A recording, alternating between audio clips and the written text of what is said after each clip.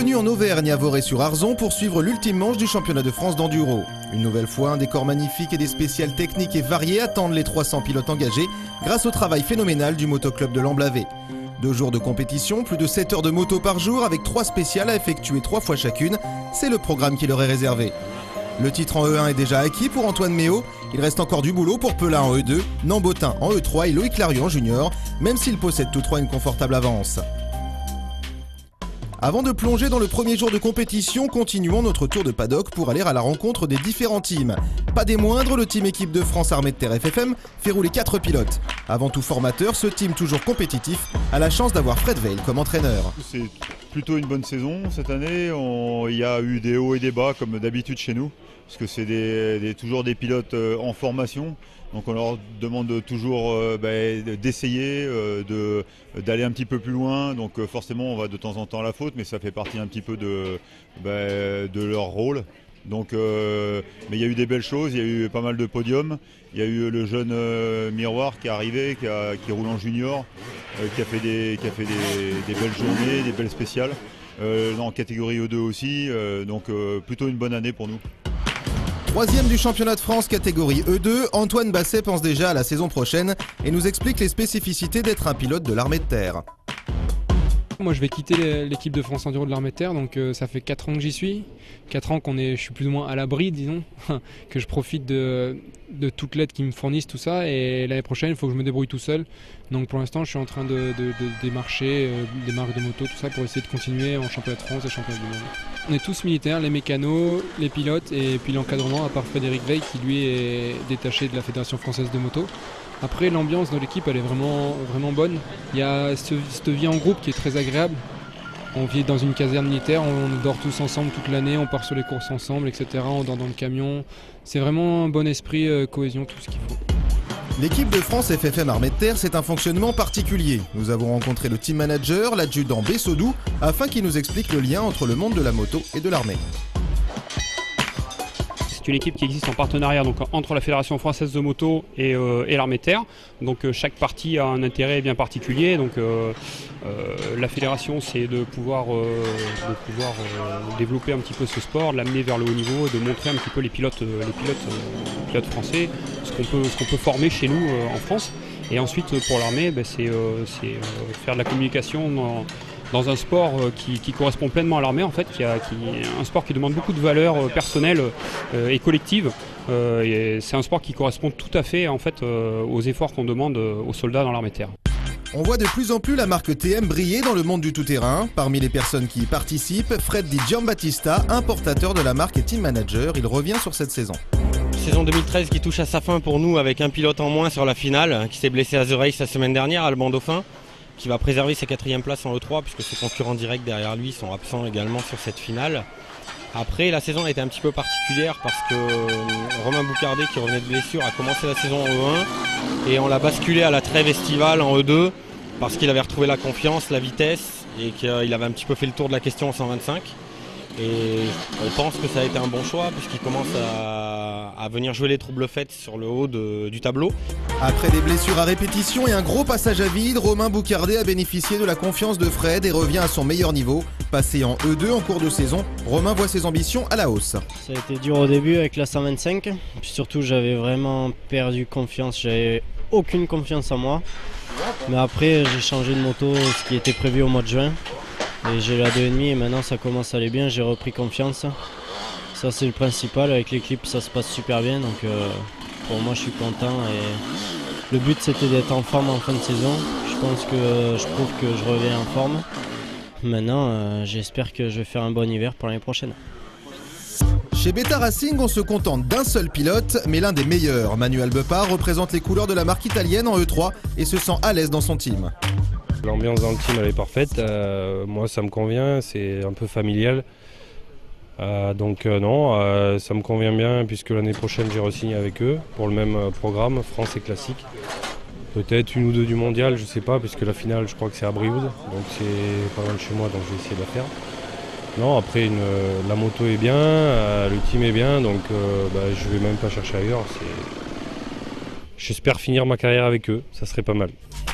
Voilà qui devrait réjouir Yannick Marpinard, le team manager. Il revient sur cette saison 2013 tout à fait satisfaisante pour le constructeur florentin.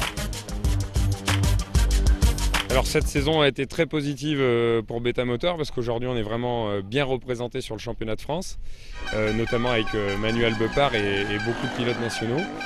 Aujourd'hui Beta est une marque qui a pris de l'ampleur. Nous on est arrivé officiellement sur le championnat de France en 2011. C'est vrai qu'on était très représenté en Italie, le pays où Beta est résident, où l'usine est, on va dire, à Florence.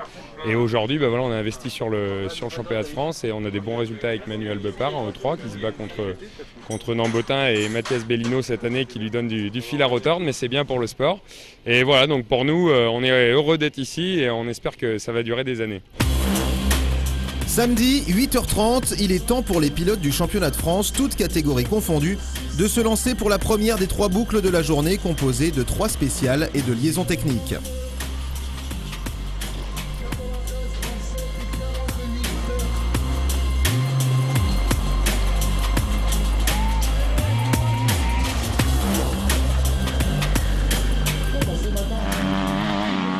On commence avec la catégorie E1, les 125 2 temps et 2,5 4 temps, 2 spéciales banderolles et rapides au programme et une spéciale en ligne étroite et technique. Régulier sur l'ensemble de la journée, Kevin Panis prend le 5e temps.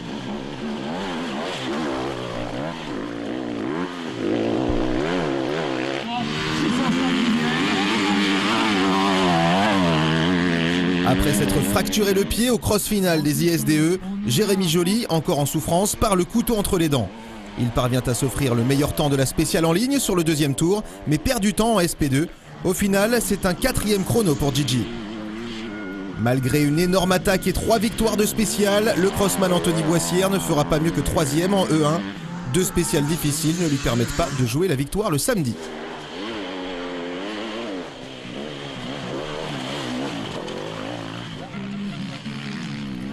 En grande forme, Marc Bourgeois joue la carte de la régularité. Avec une seule victoire en SP2, il parvient à faire trembler le leader en terminant à seulement 2 secondes de la victoire.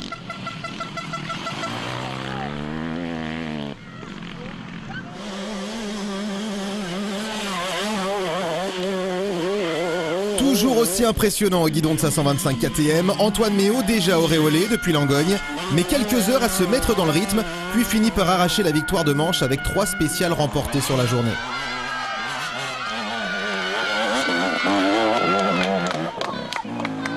Il va revenir vers nous maintenant, le voilà.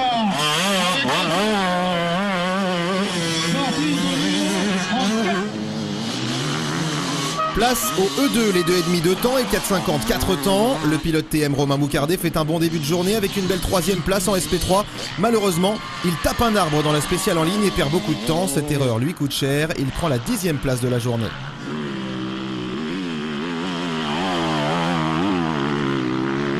Dans le bon wagon toute la journée, Pierre Vissac réalise quelques belles perfs et s'offre au final la 5e place du jour.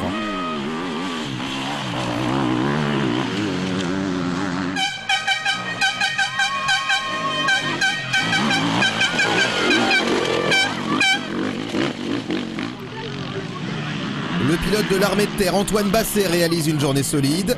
2 deuxièmes places en spécial lui permettent de prendre la 4e position de la journée, lui permettant ainsi de sécuriser sa 3e position au championnat.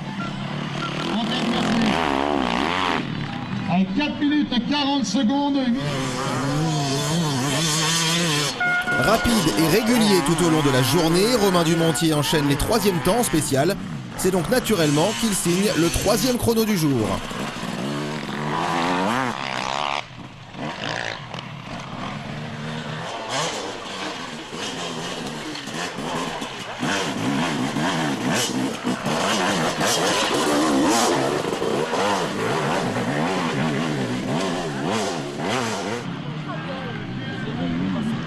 Parti comme une balle en début de journée, Julien Gauthier pointe en tête jusqu'en début d'après-midi.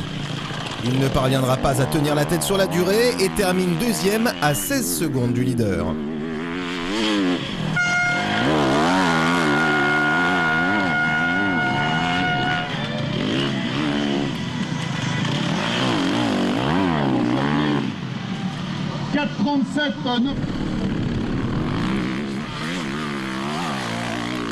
Sans réelle surprise, le vice-champion du monde 2013, Pierre-Alexandre René, s'impose sur cette première journée. Départ plutôt calme pour Pelat, qui voit Gauthier prendre les devants. Puis la tendance s'inverse en milieu de journée avec une nouvelle victoire du pilote Usaberg, qui sécurise ainsi son titre de champion de France.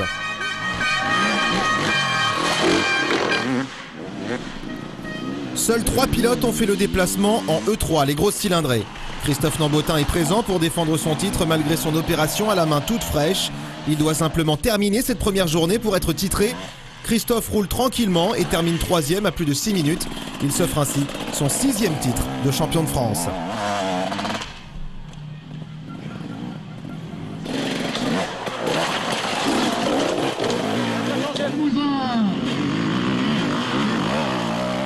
C'est beaucoup plus serré devant, avec une énorme bagarre entre Mathias Bellino et Manu Albepard. Malgré un début de journée parfait et 3 victoires en spécial, le pilote Beta ne parvient pas à contenir Bellino. Manu termine 2e à 17 secondes.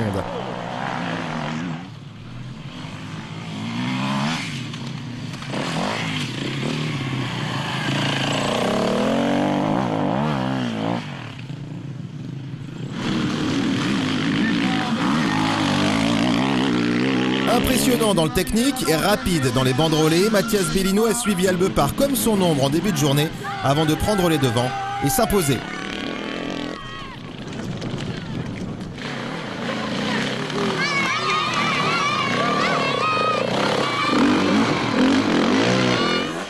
La très fournie et relevée catégorie junior accueille les pilotes de moins de 20 ans. Il vient juste de terminer ses classes et intègre l'équipe de France Armée de Terre FFM. Maëlik Bronfontana commence fort avec 2 deuxièmes places en spécial. Un peu irrégulier sur l'ensemble de la journée, il terminera 5e.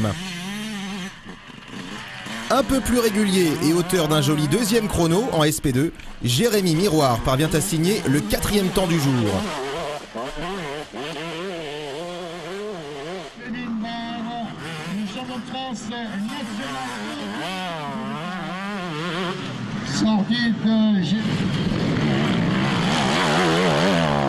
Véritable métronome, Jérémy Carpentier a tenté d'aller chercher la 2e place tout au long de la journée, mais il se contente de la 3e position, 3 secondes derrière le 2e. Voilà qui arrive là-bas, Jérémy Carpentier. Il est entraîné par ses Guillaume.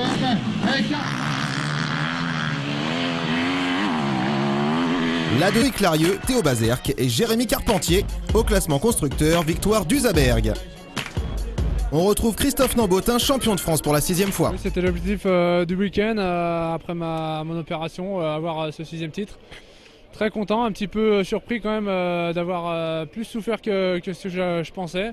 Maintenant, ensuite, c'est clair, à Langogne j'avais souffert, même si il était juste rompu. Donc là, après l'opération, forcément que juste 5 semaines après, c'est compliqué. Donc je suis super content.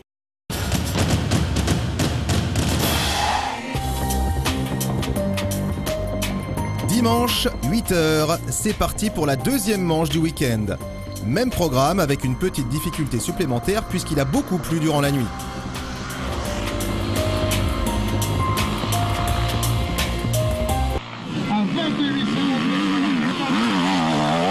Un peu en retrait durant la 2e journée, Marc Bourgeois n'est pas parvenu à faire mieux que le 4e temps.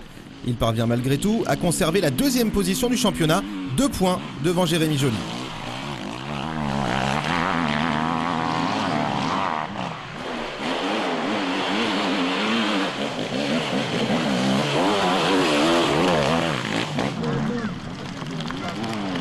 Troisième place sur 9 spéciales pour Jérémy Joly qui serre les dents avec son pied endolori.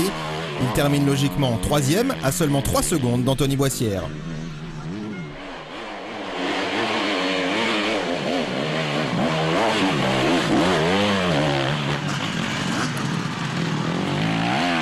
Sortie de Gigi.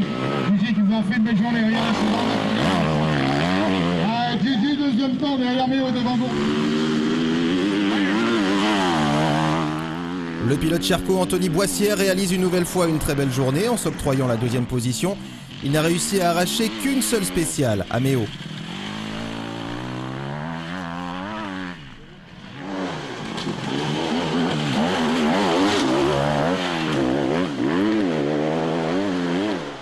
Question. Le réserve au départ, 58 pas.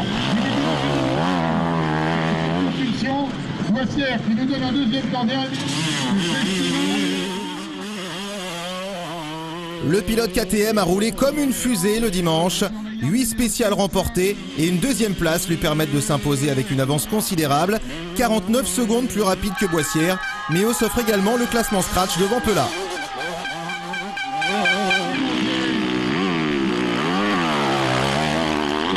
Belle prestation en E2 des pilotes de l'armée de terre.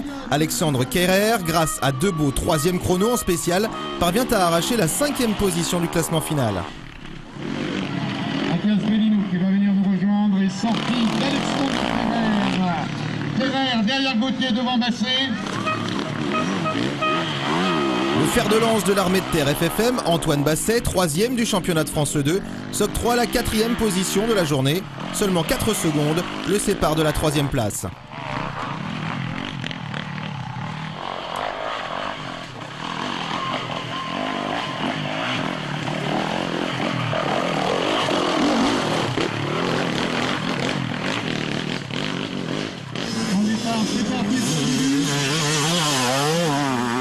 Comme le samedi, Romain Dumontier a été régulier et solide.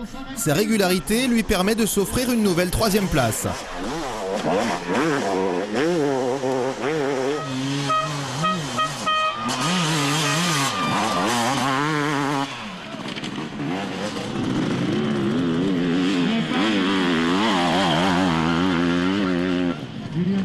Malgré 3 victoires de spécial, Julien Gauthier n'a rien pu faire face à Pierre-Alexandre René.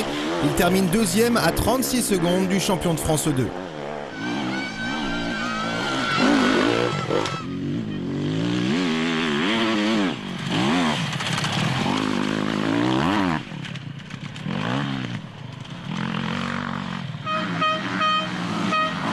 Une victoire avec le panache pour la dernière manche de la saison. Pelat, titré la veille, s'impose une nouvelle fois, même si le scratch lui échappe face à Méo, suite à une erreur en SP3 et surtout à la vitesse incroyable du pilote E1.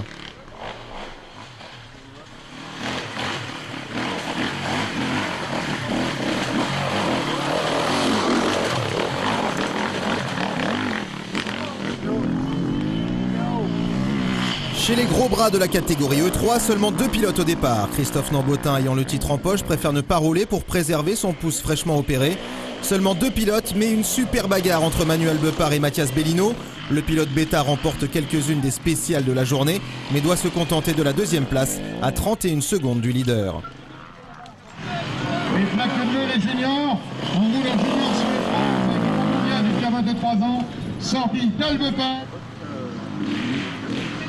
Mathias Bellino, impérial au guidon de sa Husaberg, s'assure le titre de vice-champion de France derrière Nambotin en s'offrant la victoire sur la dernière manche de la saison.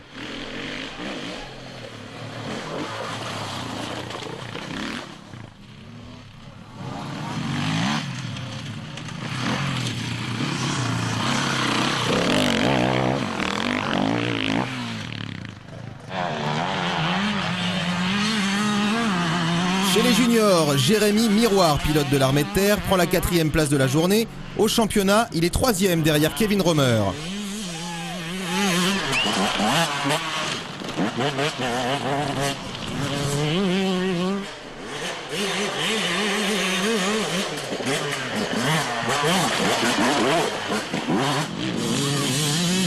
Kevin, grâce à un solide début de journée, parvient à conserver la 3e place. Il est 2e du championnat de France junior.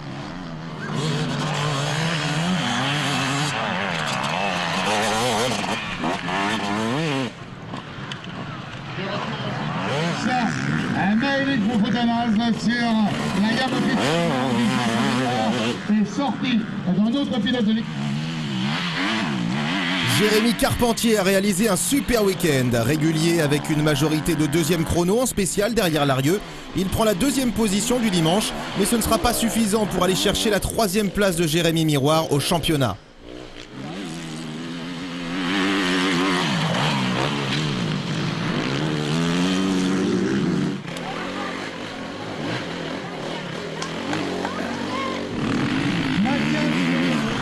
Comme à son habitude depuis le début de l'année, Loïc Larieux a mis tout le monde d'accord en remportant toutes les spéciales de la journée. Il est champion de France junior en ayant remporté toutes les manches. Wilson. Et sorti C'est très chaud. Eh bien, Madame Valentin, c'est sa suppléante et on lui passe la parole. Aujourd'hui, j'étais en forme. Ce matin, je suis parti bien énervé et j'avais à cœur de gagner la dernière journée au scratch. Donc j'ai vraiment forcé toute la journée pour la remporter. Et du coup, j'ai réussi mon exploit. J'ai gagné le scratch avec 20 secondes d'avance sur Pela. Donc c'est vraiment sympa. Ouais. C'était l'objectif, du coup, comme hier j'ai décroché le titre, c'était de gagner toutes les journées. Et donc mission accomplie. Donc non, une super saison au championnat de France. Ouais. J'ai vécu un hiver vraiment compliqué. Donc la première épreuve, j'étais, on va dire, très handicapé avec mon poignet, etc. J'ai assuré pour justement pouvoir jouer ensuite la place de vice-champion jusqu'à la fin de l'année. On s'est énormément bagarré avec Manuel Bepard. Donc Nambot était au-dessus du lot, il est champion du monde. Donc voilà, cette place de vice-champion pour moi c'est un petit peu comme un titre, ça a été vraiment l'objectif. Donc j'en suis super content et c'est vraiment une bonne chose pour le team. L'objectif réel fixé par le team, c'était de finir dans les 3 du championnat. J'ai réussi à gagner en gagnant maintenant toutes les courses, que c'est fini. Donc c'est vraiment une énorme satisfaction pour la première année d'enduro. Ainsi s'achève le championnat de France d'enduro 2013. On termine avec les podiums de championnat. Merci à tous et à bientôt. Ce gros challenge que d'organiser ce championnat de France à Boré-sur-Arzon. Regardez le sourire de nos filles. On a une très courte à voir avec eux. Que penses-tu du championnat évidemment, le dernier de la Miroir. C'est toujours un plaisir et un honneur d'être avec l'équipe de France. À ses côtés, le président de la Ligue motocycliste régionale d'Auvergne. Quelquefois des conditions climatiques qui ont été très difficiles, comme à Saint-Palais. Motiver les clubs à organiser de belles épreuves. Ils sont champions de France. D'organiser un motoclub qui est à la salle où c'était à l'administratif. Du monde.